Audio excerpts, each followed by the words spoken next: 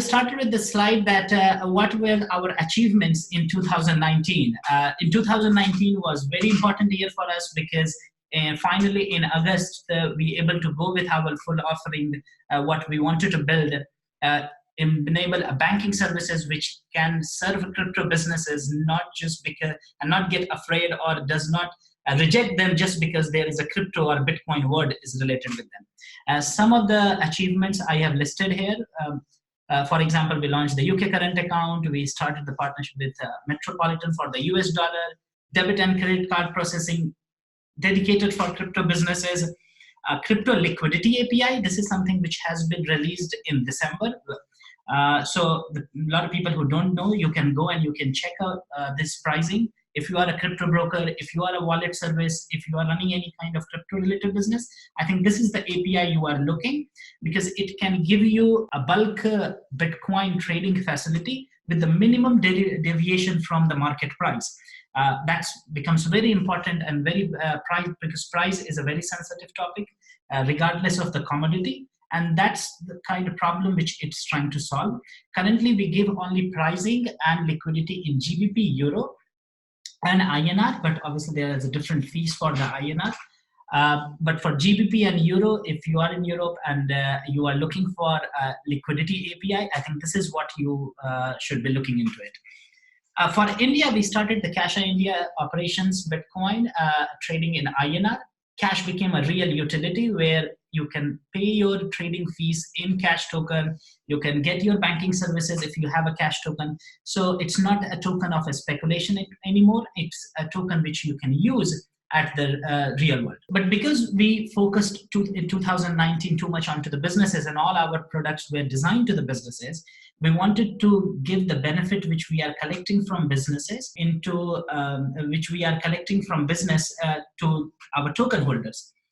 And one of the way we did it, because there was no provision in the white paper related with this. So this was something we have to implement in between. So we came up with this staking program, which is quite normal in the industry. And what we did that personal users can now stake tokens, and the revenue which we collect from the business side, we distribute the 25% of this revenue back to these personal users who are staking the token. And we're able to do this only because finally in 2019, Cashaa started generating revenue. We distributed so far 5 million cash token from the revenue which we have generated. So that's it's a very humble beginning, but it's something which we able to achieve last year. But the slide is not only about the achievements, because achievement is something which is really proud of, which we can celebrate.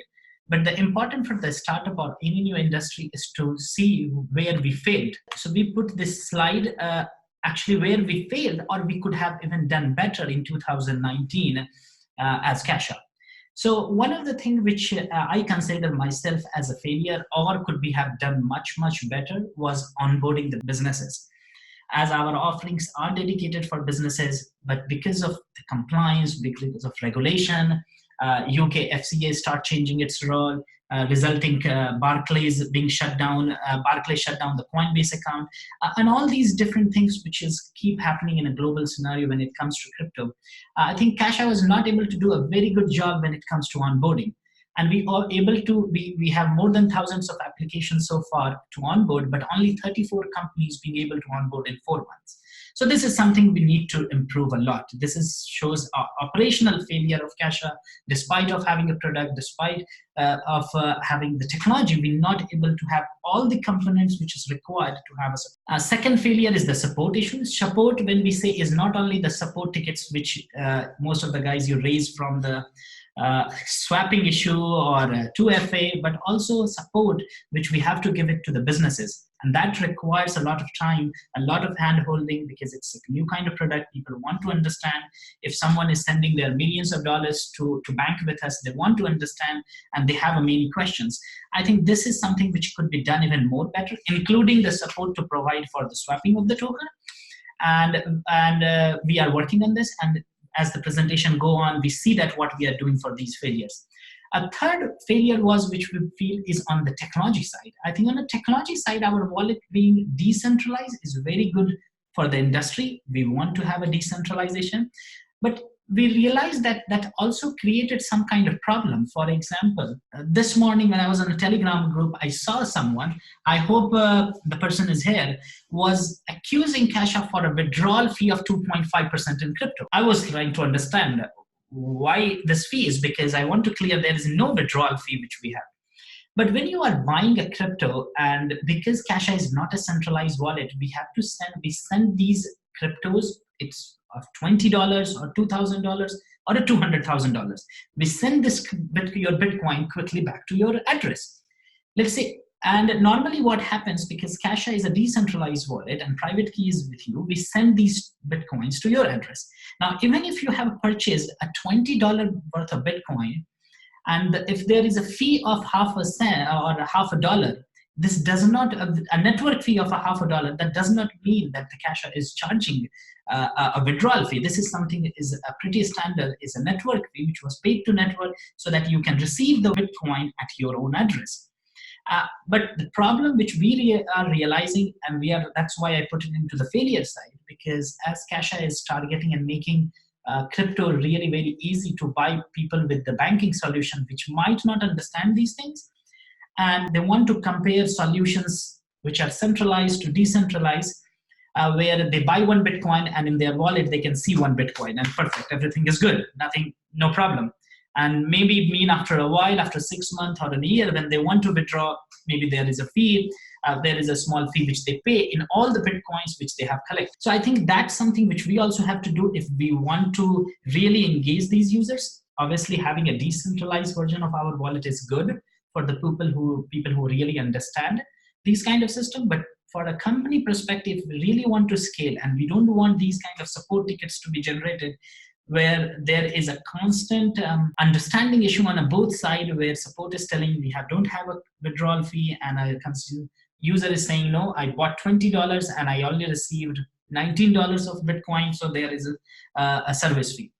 And the solution is something that we have to come up with a centralized version, especially when we are going into the India, where maybe people will be buying with a small amount of £100, £200, £500. I think these issues will start becoming more and more relevant. Also, I've seen that most of these tickets which has been raised by the Indian traders, where the purchase were very quite small, of £100. So I think it's not the matter of who is right or who is wrong. It's the matter of having the right product for the right customer segment to achieve success and to make a company successful. And fourth, not able to generate the enough demand for the cash token. And I personally take this as more as a failure side, because as cash, I always believe that any utility token not need to be driven only on a speculation, on trading, or any kind of tricks which crypto industry have, but it need to be purely driven by the demand. And I think we in 2019 was a failure from that perspective. And this is something which we have to work on 2020. So let's see what we are doing. So what we are doing in 2020 for all these failures which we have. So let's take the first failure, able to onboard only 34 companies in 4 months out of 500 plus companies. The numbers were a little different because there was 1,000 plus companies who have registered, but there is only 500 profile, or roughly 622 profile, which is completely filled. So that's why here it says 500 plus. What we are doing in 2020, number one, we are onboarding more banking partners so that we can have more parallel processing. We already onboarded one more partner in December.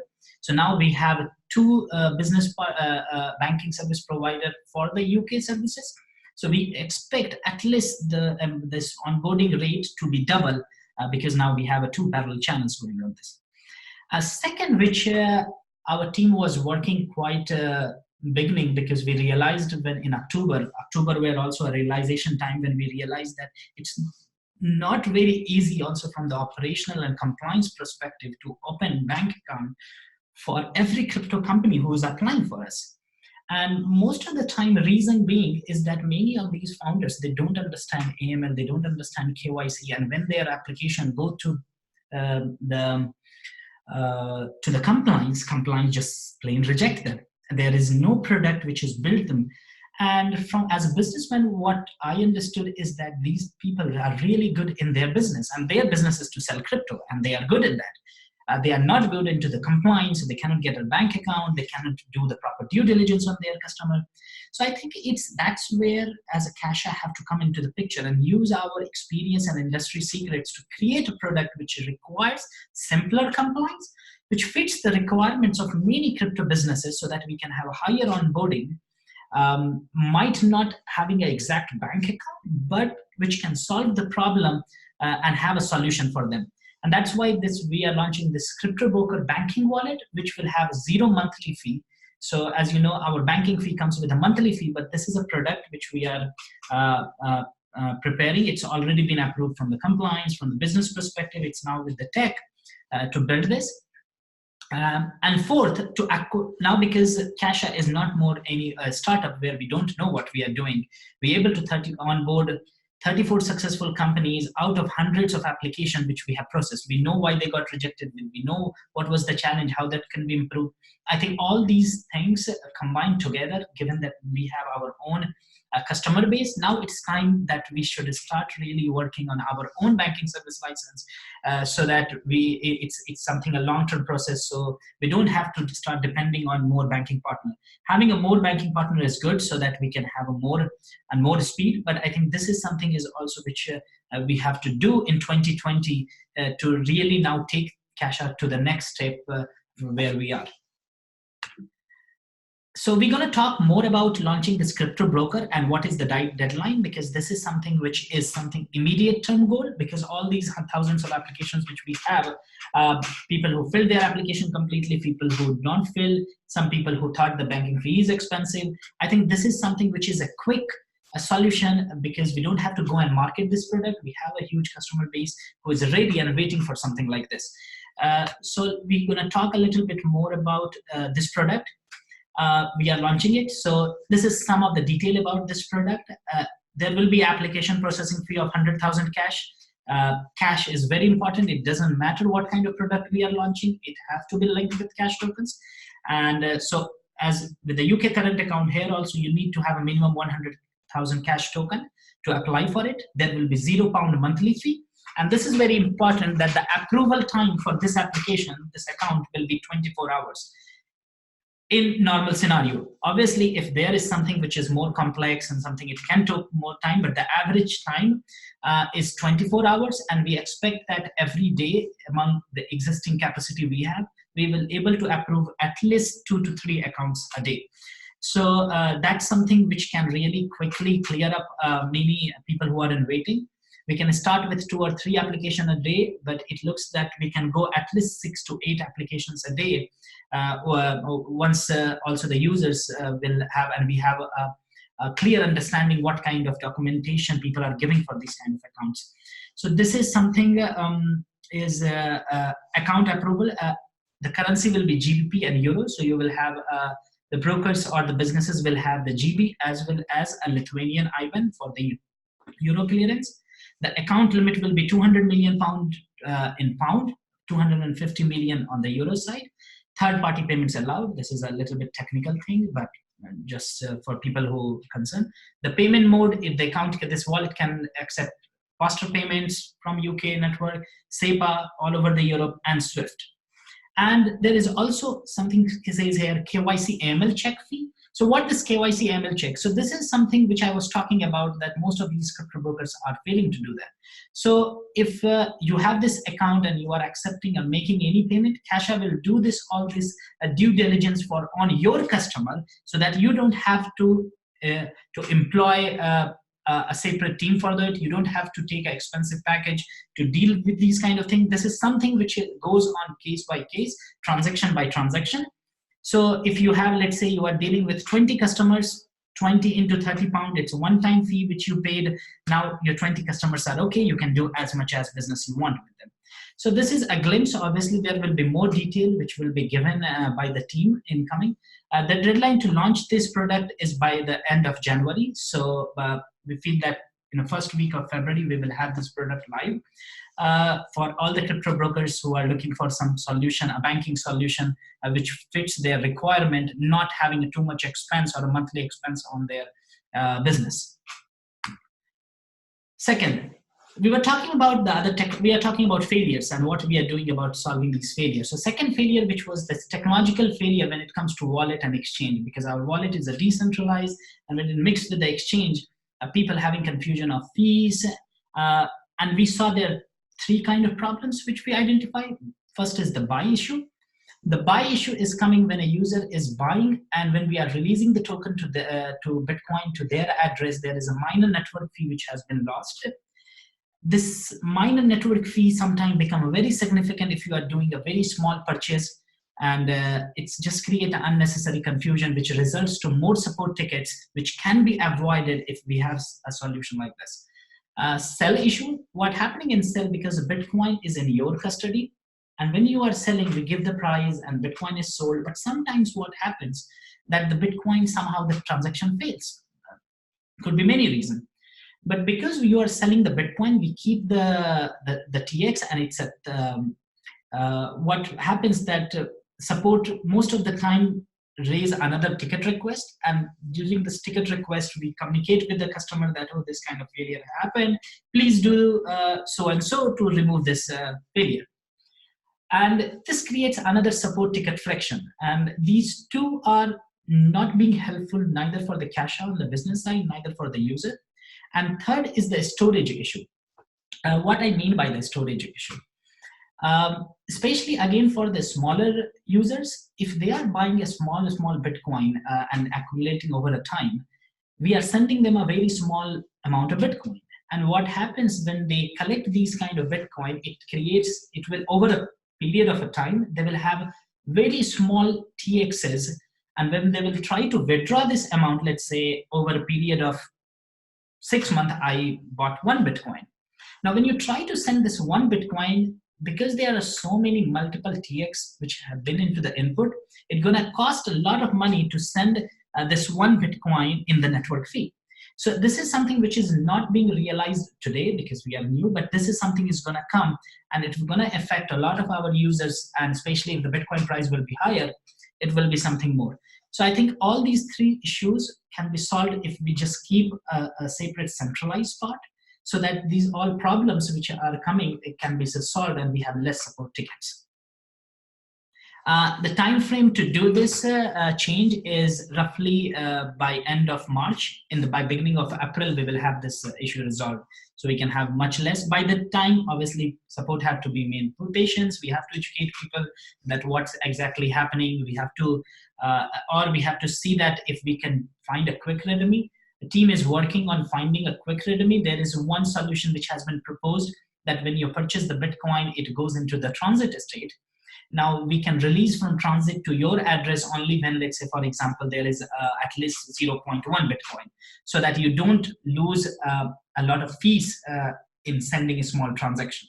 This is the one solution. We still not finalized, but whatever will be the solution, it will be done quickly. And by the end of March, we will have a new platform designed especially to solve this issue. Basically, it will be a centralized wallet, and that's all. It's not something which is new, which team is making. Support failure. So support failure because of having problems from the decentralized wallet, problems from problem coming from different swapping or different issue from the business customers, hand-holding. We are hiring more and more staff, and now what we are doing, because we have seen that from last 1 week, the transactions in India has been increased quite a bit.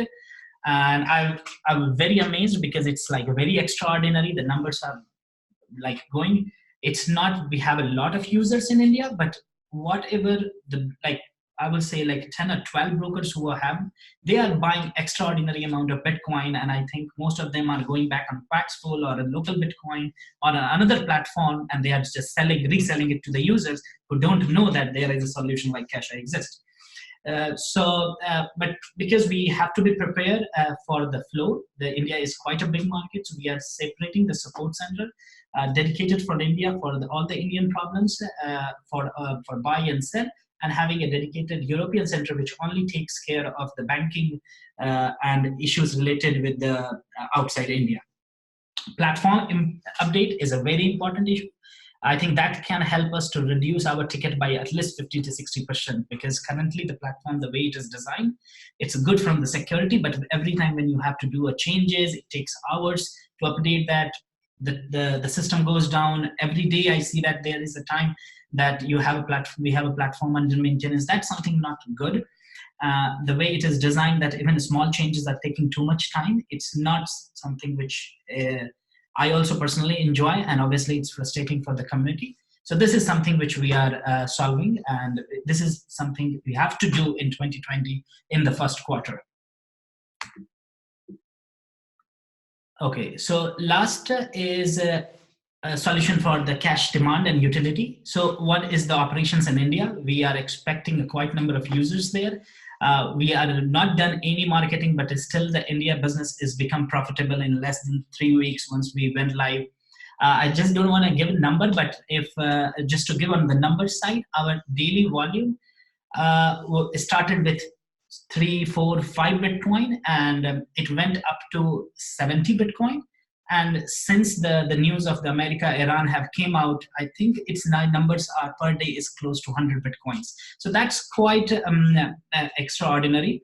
And again, it is just done by a few traders in India. It's not still known by many public people in India, that there is a service like this which exists, which they can easily access. So this is just the matter of marketing, going out as soon as we have this support, enough support infrastructure, even enough technology to answer these retail demands if they come on the platform. Speedy onboarding of business, that is something which is very crucial. The more the higher number of business we able to onboard, the more tokens they can use for their transaction, for onboarding, for different services which we are giving them for exchange. Launch of crypto broker account for a quick demand, because we feel that the database of different registered users which we have, business users, can be quickly get and take some of products like this to have a quick demand of cash tokens.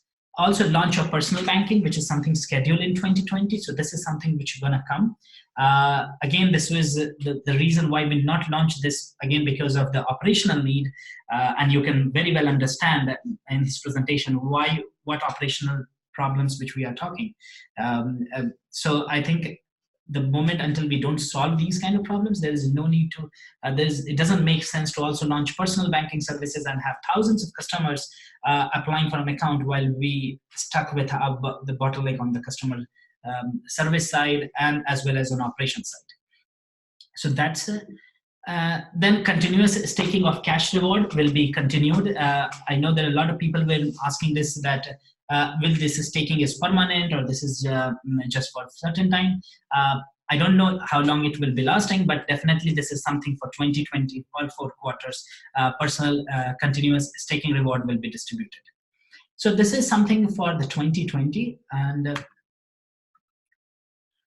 just on 2020 roadmap, these are the 5 most important things which we have to do: centralized exchange platform, onboarding more EMI, launch of Euro IBAN. This is something which very important. I didn't talk time to talk about the Euro IBAN. Just a quick news, guys. From Tuesday, we are enabling the Euro wallet back.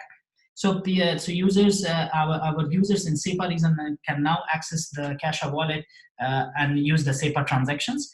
Also, our Euro IBAN banking has been launched. It's already, we are testing with the internal users. I think by end of this month, that will be made public for all the businesses.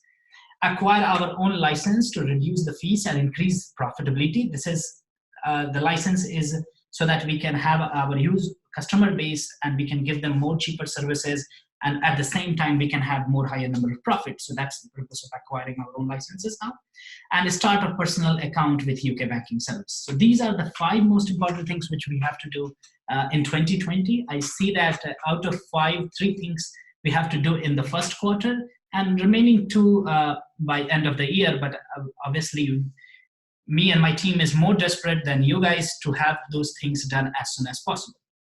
So that's all on my first AMA of this year. We have some minutes left, so we just take quickly some questions. So let's take some questions, guys. So the first question here, which I see, is when are you bringing Cashaa mobile app so small businesses who have Cashaa account start accepting crypto? Um, this is a good question. I think XYZ, this the mobile app will come as soon as, because this your question. I think this was the reason we're not able to launch the mobile app, because right now every wallet is so much decentralized, and that it becomes another mess if we enable it to small businesses for start accepting payment on the POS devices. So I think once we have the wallet ready, which is more centralized, this is something can be done in a matter of 4 or 5 weeks. So I can assure you that you can have a mobile app in the second quarter. Second question, this is very soon. This is very important and soon. Bakkt is also launching it. So yeah, Bakkt is also launching it, but if you see that we are in a complete different market, our product segment is different. We don't have to do everything which every other company is doing, while we have to focus on what we can do with the technology, with the resources, with the skill set which we have, and not chase what every other company is doing. When do you think is the UK personal accounts will be live? This will be live, I expect. I don't want to give you any hard deadline, but I think it's scheduled in the Q2, and I think it will be launched in Q2. Okay, we have a next question from Ali. Just guys, okay, we need to, okay. I just make the screen bigger so I can see more questions. Okay, why don't you publish Cashaa like Paytm, PhonePe with Indian banks of all merchant? Poco, I think right now on India side, the struggle is something different. So let's not try to start creating parallel applications for things like Paytm, PhonePe, and Veeam, but focus on crypto trading. Because at the stage one, you have to first solve the problem of having enough crypto and acceptance of that before you go into the solutions like Paytm, PhonePe, and in India with the crypto solution. Okay, Mogambo, your communication is not up to mark. On a widely distributed note, it was said on 30 December, the stake token will be released and absolutely no communication. Yes, Mugambo, I told in the beginning that we are also not very perfect, and obviously the support team also have to do much more work, including your admins knew that till I pointed this out. Yeah, and so you raised two questions. One is that the support, obviously support have to improve, and that was the whole first half an hour discussion we had. It have to be more improved, but as you understand, there was a very limited resources between for the New Year and Christmas Eve. We cannot be like 100% sure, but I saw there was an announcement made that the distribution will be made on 5th. I don't have exactly date when it was done, but and the second point of one of the admins knows. It's very important that to understand again that the admins are not the simple users, and just their way to communicate us is more appropriate than instead of just going in the aggressive mode. If you are in an aggressive mode, I can guarantee that no human wants to entertain any other person. So you have to, if you want an information, I think there need to be a bit of humbleness which is required. And if you have this, I gave you many ways to require how to communicate with the support. If nobody is replying, come to me, write to me so that I can reply you personally. But there's no need to fight with the admins or anything, because they are again average users who are just trying to be more proactive in the community.